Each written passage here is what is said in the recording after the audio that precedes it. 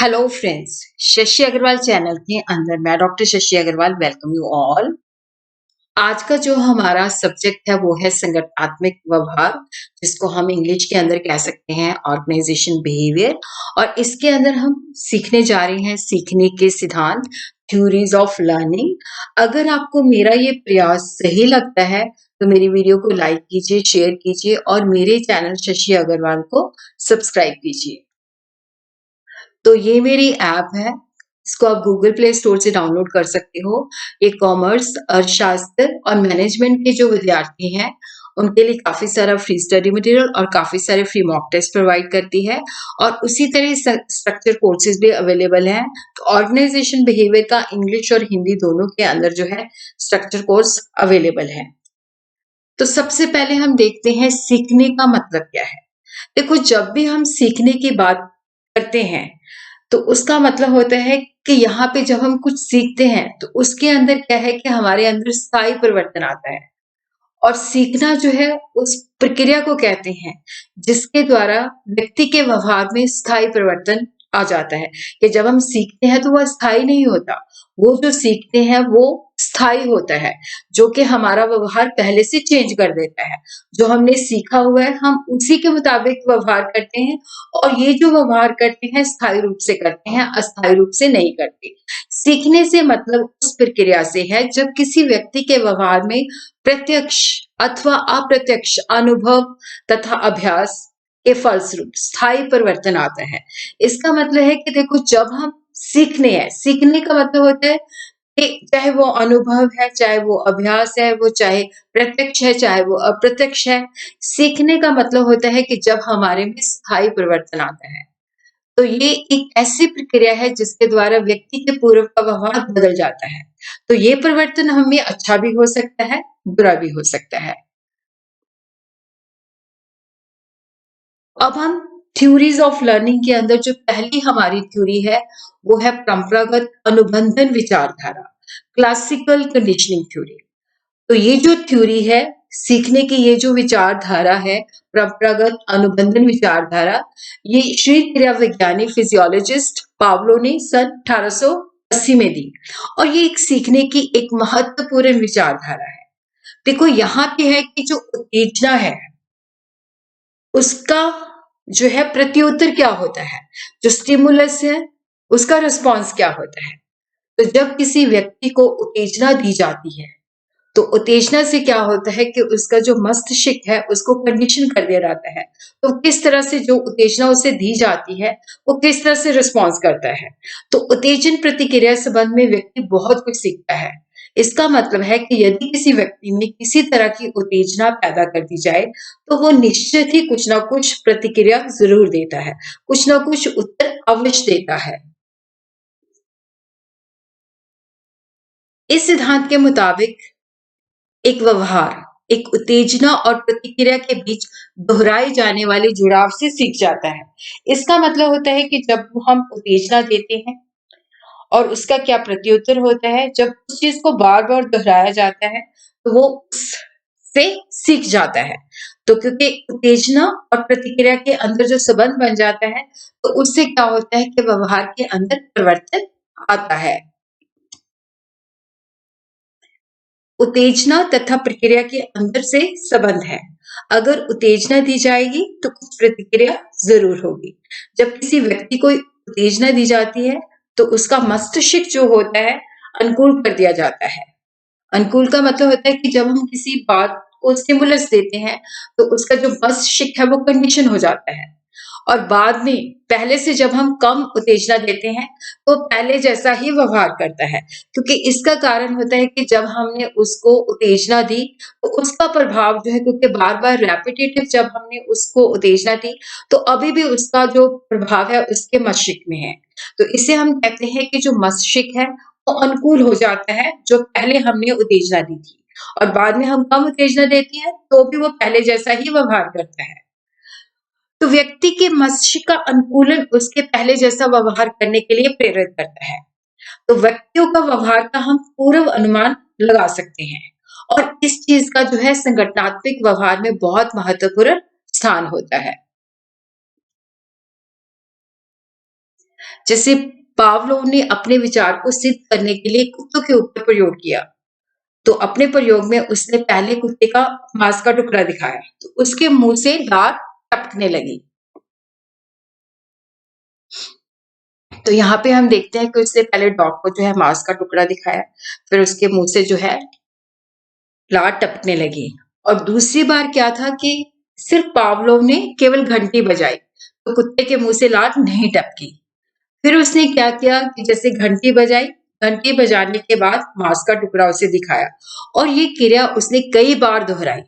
तो उसके बाद क्या था कि जो डॉग था वो सीख गया था कि घंटी बजने के बाद उसे मांस का टुकड़ा मिलेगा। तो घंटी ही बजती थी, उसको मांस का टुकड़ा नहीं दिया जाता था, तो भी उसके मुंह से लार टपकने लग जाती थी।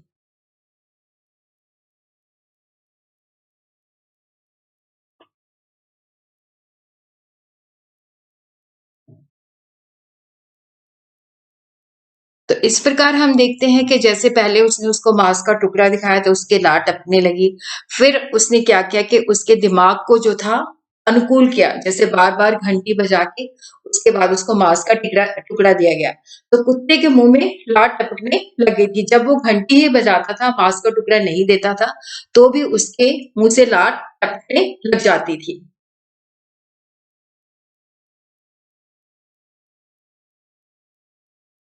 इस प्रयोग से हमें ये पता चलता है कि जब उसने बार-बार जो है घंटी बजाई, तो कुत्ते का मस्तिष्क जो था वो अनुकूल हो चुका था कि घंटी बजाते ही उसको मांस का टुकड़ा दिया जाएगा।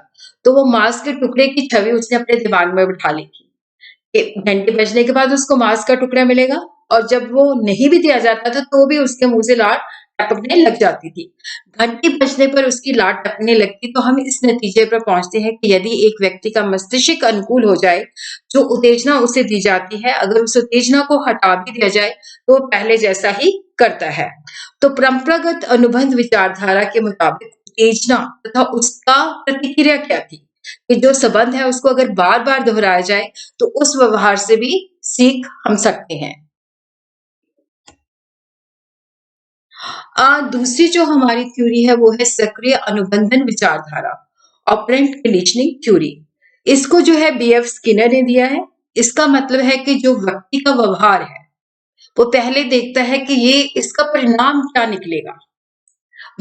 व्यक्ति का व्यवहार संभावित परिणाम का मतलब डिपेंड करता है। तो यहाँ पे जो ऑपरेंट है जिसको हम हिंदी में कहते हैं सक्रिय, शब्द का अर्थ जो है व्यक्ति अपने अनुकूल परिणाम पैदा करने के लिए हमेशा क्रियाशील होता है। देखो यहाँ पे होता है कि अगर वो उसको लगता है कि अगर वो अपने टारगेट पूरा कर मतलब जैसे उसको लगता है कि टारगेट पूरा करने से उसको प्रमोशन मिलेगी, तो वो अपना काम जो होता है उसके प्रति डेडिकेशन दिखाता है, उसको पता है उसको प्रमोशन मिलेगी, उसको बोनस मिलेगा। व्यक्ति कोई विशेष व्यवहार प्राप्त करने के लिए करता है। यदि उस व्यवहार के पॉजिटिव रिजल्ट निकलते हैं, यदि उस व्यवहार के कारण परिणाम सकारात्मक निकलते हैं, तो वो करता है, बार-बार दोहराता है। जहाँ पे उसको लगता है कि इसके जो रिजल्ट है फेवरेबल है, इसके जो परिणाम है वो अनुकूल है।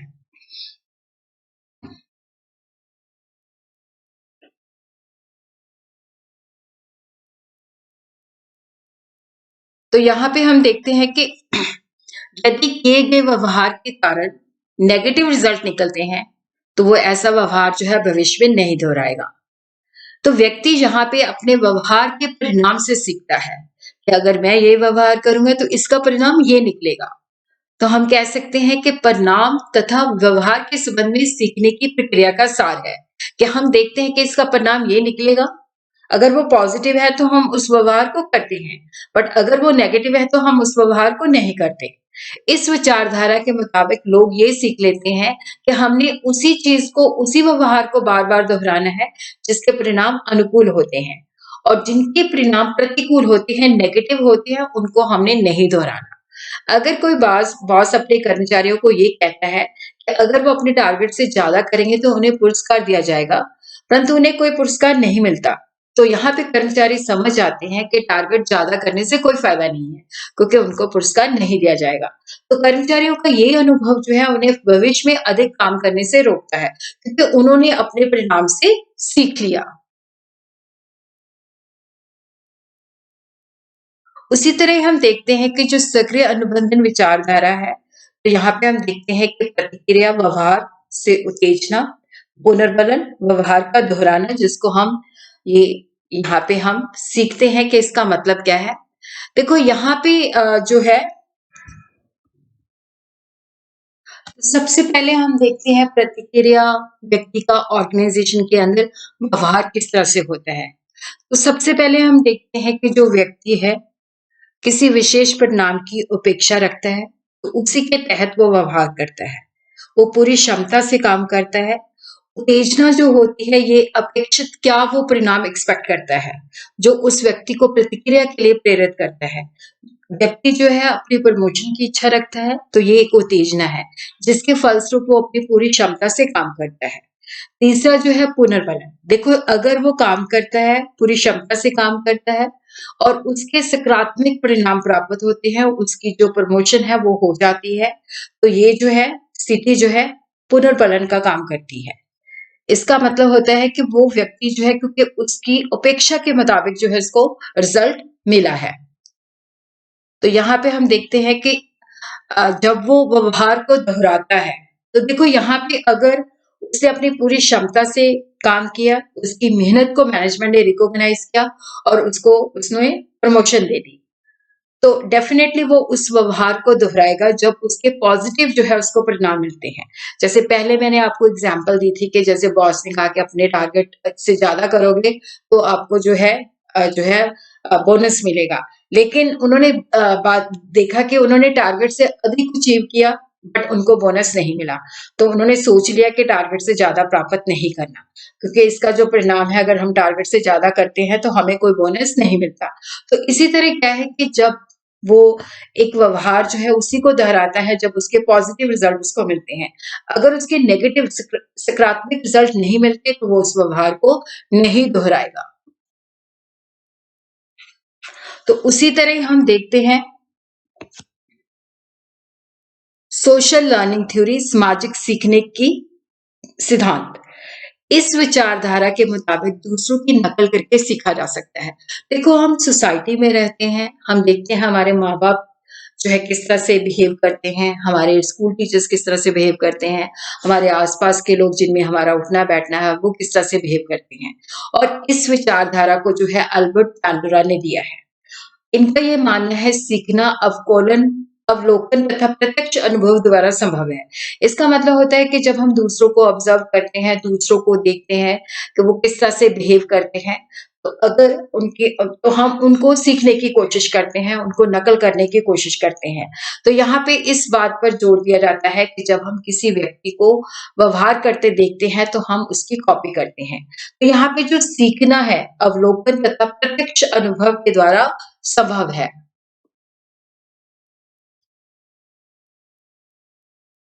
देखो यहाँ पे जो व्यक्ति है हमेशा देखता है कि उसके माता-पिता, उसके जो साथ ऑफिस में लोग रहते हैं, अध्यापक जो हैं, उसके जो मित्र हैं और जो सफल व्यक्ति हैं, अलग-अलग परिस्थितियों में किस तरह से व्यवहार करते हैं। वो जब उनको देखता है, ऑब्जर्व करता है तो फिर वो उनको सीखता है।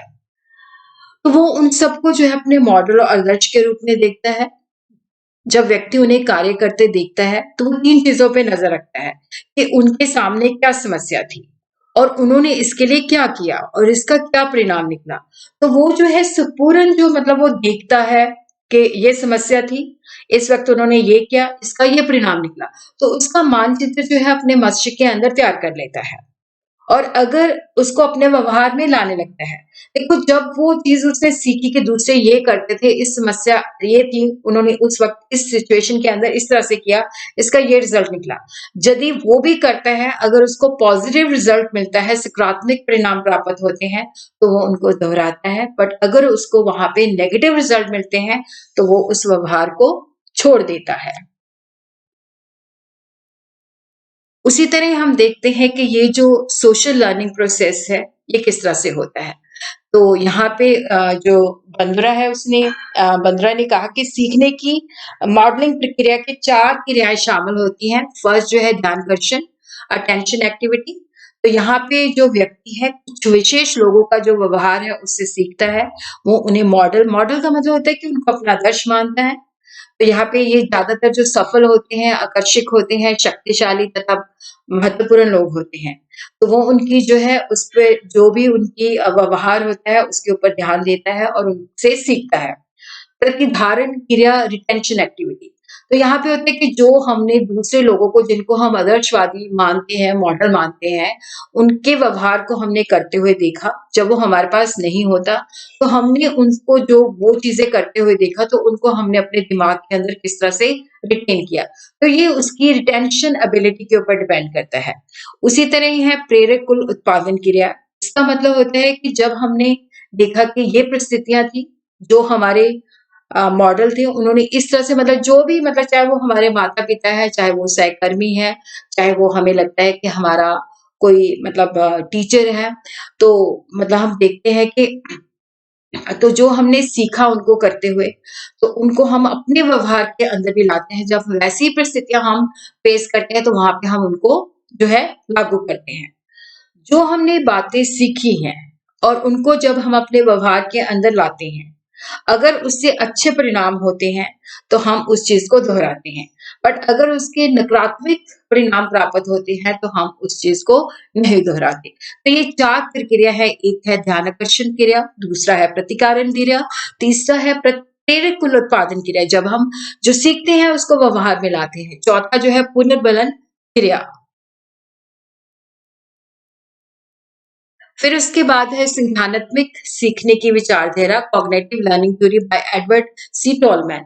इस विचारधारा के मुताबिक संकेत संकेत जो हमें वातावरण से जो संकेत हमें मिलते हैं और जो प्रत्याशा होती है कि हम किस तरह से आशा रखते हैं, तो संकेत और प्रत्याशा के बीच में जो मजबूती मिलती है, अगर संकेत और आशा जो हमने रखी है उसके अंदर संबंध है, तो सीखने की क्रिया जो है उत्पन्न होती है।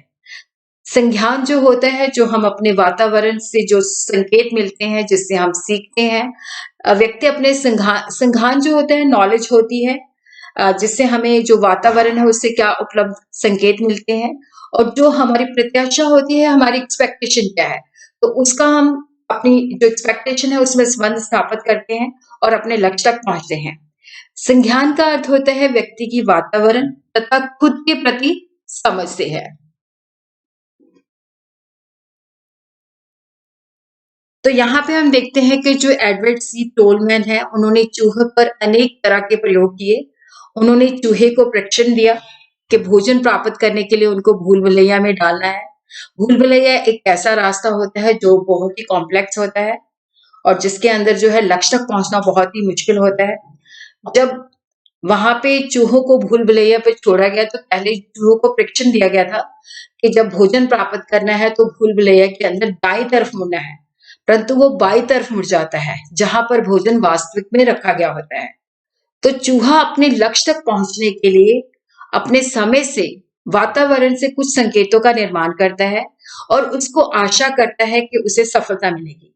यदि वो अपने प्रयोग में सफल हो जाता है, तो वो संकेत जो है आशा में संबंध स्थापित करते हैं। तो इस प्रकार उसने सीख लिया, जो संकेत मिले तो उसको लगा कि बाईं तरफ जो है जाना है।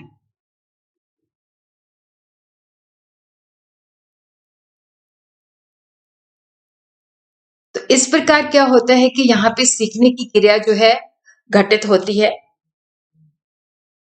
चूहे के व्यवहार को देखकर ये नतीजा निकाला जा सकता है कि व्यक्ति जो है अनुकूलन से नहीं बल्कि संज्ञान से सीखता है।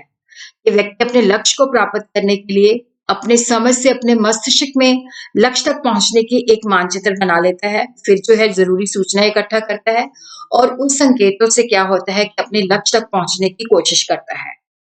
अगर उसे सफलता मिल जाती है तो वो जो सीखा है उसी के मुताबिक जो वो काम करता है।